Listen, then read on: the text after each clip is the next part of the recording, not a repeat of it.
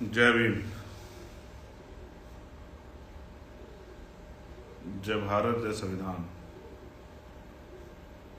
जय मंडल, जय जोहार।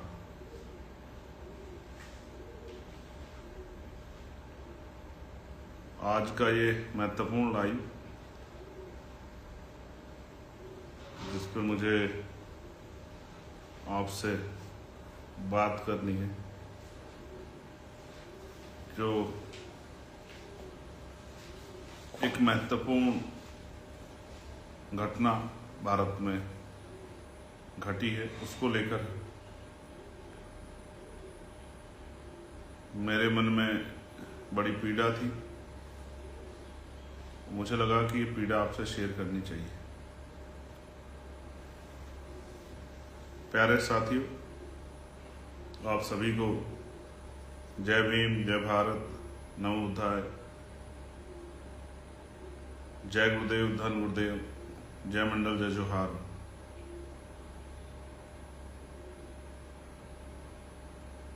मैं सभी संतों, गुरुओं और महान पुरुषों को नमन करता हूँ, जिन महान पुरुषों ने अपने जीवन का एक बहुत महत्वपूर्ण योगदान एक समय और अपना पूरा संघर्ष हम लोगों के लिए किया है।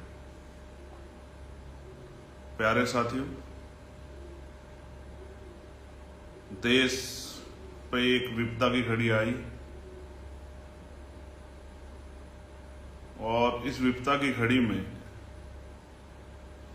हम सब लोगों को एकजुट होकर देश के साथ खड़ा होना चाहिए, क्योंकि बाबा साहब अम्बेडकर ने भी कहा था कि हम प्रथम और अंतिम भारतीय हैं। प्यारे साथियों, जो आज पीड़ा हमारे देश में हुई है, जिसमें हमारे देश के 26 निर्दोष भारतीयों का खून बहा है, जब मैंने सुना तो मुझे बड़ी चिंता हुई और मैं सो नहीं पाया।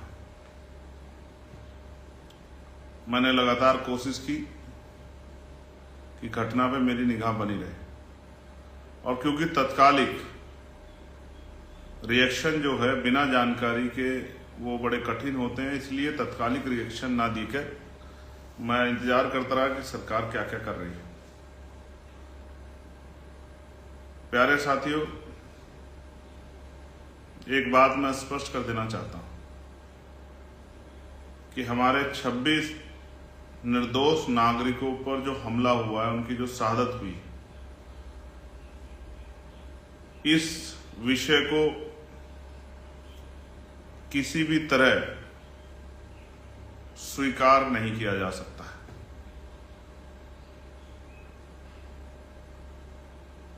किसी भी तरह से इस आतंकी घटना को, जिसमें सफाई नहीं दी जा सकती है, इसमें किसी के आरोप प्रत्यारोप को कम नहीं किया जा सकता है। और मैं यह स्पष्ट करता हूं,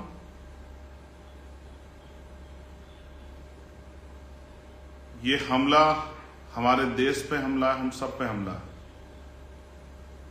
इसलिए पार्टी की गाइडलाइन से ऊपर उठ के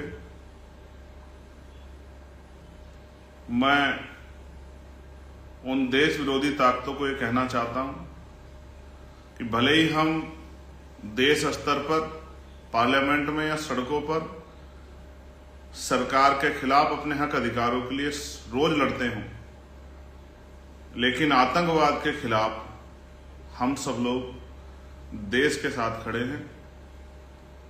इस बात का भ्रम किसी को, देश विरोधी को नहीं होना चाहिए। हो सकता है उनकी कुछ सहयोगी ताकतें, शक्तियां, साथी यहां हों, लेकिन आजाद समाज पार्टी, भीम आर्मी पूर्ण रूप से देश के साथ खड़ी है, देश के नागरिकों के साथ खड़ी है, देश की गरिमा के साथ खड़ी है, देश के सम्मान के साथ खड़ी है। इसलिए हमारे अपने अधिकारों की लड़ाई एक तरफ है और देश के सम्मान और देश के नागरिकों की रक्षा की लड़ाई एक तरफ है। इसलिए मैं देश विरोधी सभी ताकतों को बताना चाहता हूं, जिनको ये भ्रम हो कि हम आपस में रोज लड़ते रहते हैं अपने हक अधिकारों के लिए, लेकिन जब अपने देश की बात आएगी तो हम लोग खून भी जो है देने से पीछे नहीं हटेंगे। इसलिए मैं इंतजार कर रहा हूं कि सरकार किस तरह के और सख्त कदम उठा के आतंकवाद पर कड़ा रुख अपनाते हुए इस पर रोक लगाने का काम करेगी। मैं आदरणीय प्रधानमंत्री जी से भी, गृह मंत्री जी से भी, रक्षा मंत्री जी से भी ये मांग करता हूं कि ये देश में ये आखिरी आतंकवाद की घटना होनी चाहिए, इसके बाद कोई आतंकवाद की घटना ना हो। ये जिम्मेदारी सुनिश्चित करना आप लोगों का काम। इसलिए मैं पूरी जिम्मेदारी से आजाद समाज पार्टी भीम आर्मी की तरफ से इस हमले की कठोर निंदा करता हूं और इस हमले में शामिल चाहे वो आतंकवादी देश के अंदर के हों या देश के बाहर किसी देश के हों, उनको चिन्हित करके उनको बिल से निकालकर उन पर सख्त कार्रवाई की जाए, ऐसी भी मैं मांग करता हूं। ऐसा ना हो, मेरे मन में कुछ सवाल भी हैं, ऐसा ना हो कि पुलवामा के तरह 5 साल तक इसकी जांच भी अंधेरी पोटली में पड़ी रहे। मैं ये भी मानता हूं कि अगर पुलवामा की जांच हो गई होती और उस जांच में जो चूक हुई है, उस समय उस घटना में जो चूक हुई, अगर उन चूक पे काम हो जाता तो शायद ये घटना पहलगाम वाली ना होती। मैं ये भी मानता हूं।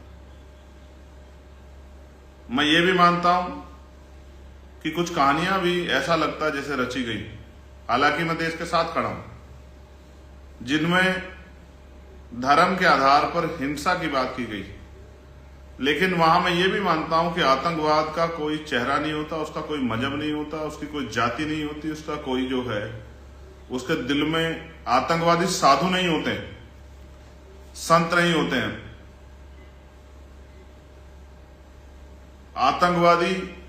आतंकवादी होते हैं तो महिला और बच्चों को हमला ना करके,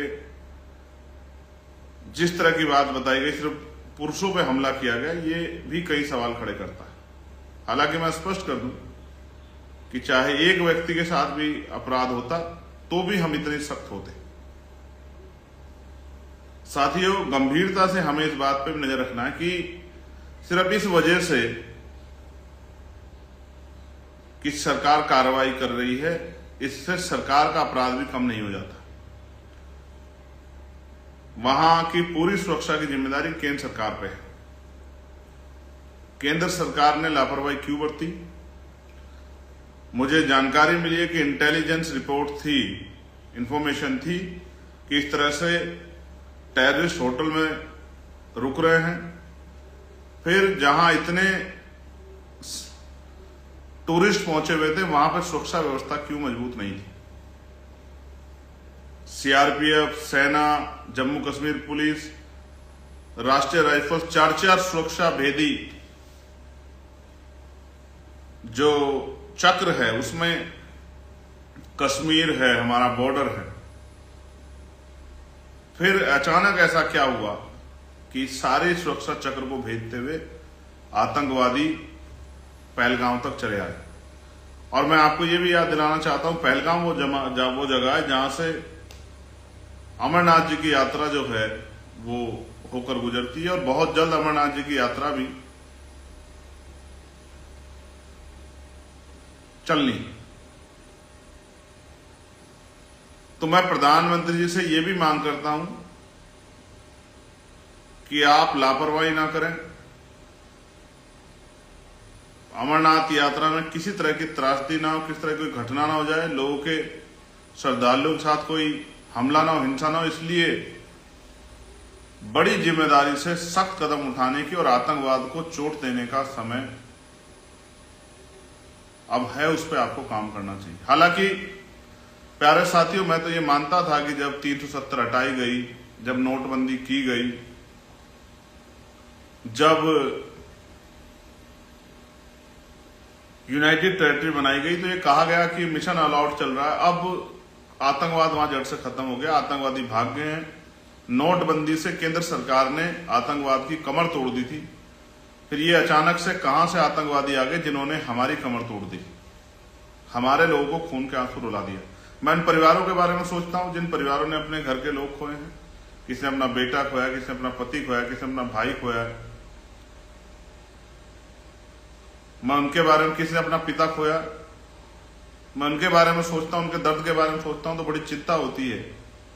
लेकिन मैं मानता हूं कि अगर सुरक्षा में चूक नहीं होती तो शायद आज वो हमारे बीच जिंदा होते। इसलिए मैं केंद्र सरकार से मांग करता हूं कम से कम 1 करोड़ रुपए का मुआवजा प्रति परिवारों को दिया जाए और उनके मन को शांति के लिए अपराधियों पे, आतंकवादियों पे सख्त कार्रवाई की जाए।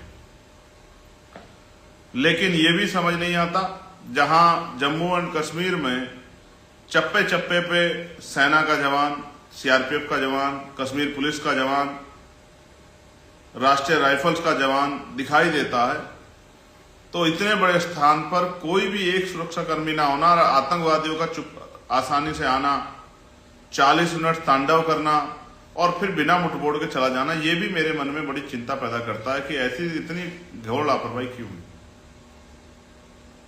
फिर मीडिया का जिस तरह से धर्म आधारित प्रोपगंडा चलाना और उस प्रोपगंडे की आड़ में देश में हिंसा का माहौल, गृह युद्ध जैसा माहौल बनना, कश्मीरी बच्चों को,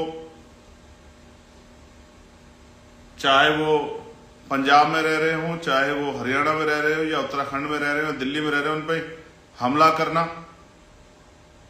ये आज जरूरत ये थी कि देश को एकजुट होकर, जब देखिए महसूस कीजिए, जब किसी घर पे प्रहार होता है तो घर के लोग आपस में नहीं लड़ते, तो देश को एकजुट होकर आतंकवाद के खिलाफ लड़ना था। लेकिन देश तो अपने देश के अंदर लड़ रहा है।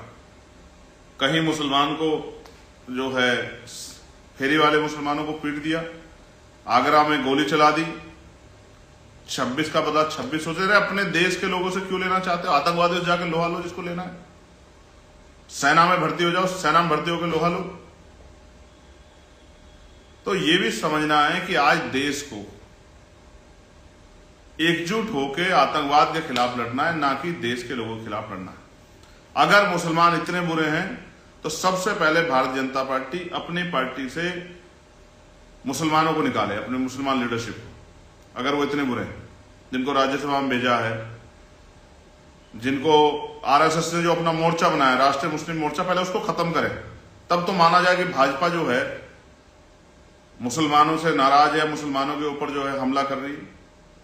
लेकिन अपनी पार्टी में मुसलमानों को रखकर अभी कुछ दिन पहले वक्फ के नाम पर मुसलमानों के हितैषी बनने के लिए कानून लाकर, कि हम कानून ला रहे हैं उनके हितैषी होने का, और अब प्रायोजित हिंसा कराकर जो है देश का माहौल और चुनावी एजेंडा सेट करने का जो काम किया जा रहा है, इससे भी हमारे लोगों को समझदार होना चाहिए। एक तरफ अभी 1 महीने पहले वक्फ पे रात को 2:30 बजे तक पार्लियामेंट चलाकर 3 बजे तक इतिहास रचने का काम कर रही थी सरकार, कहते मुसलमानों के हितैषी हैं, और अब उन्हीं की पार्टी के लोग एजेंडा चला के मुसलमानों के खिलाफ उनको पीटने का, कश्मीरी बच्चों को पीटने का काम कर रहे हैं, या मुसलमानों को पाकिस्तान से जोड़। हमारे देश के मुसलमानों का पाकिस्तान से क्या मतलब है? हमें क्या मतलब पाकिस्तान के मुसलमानों से?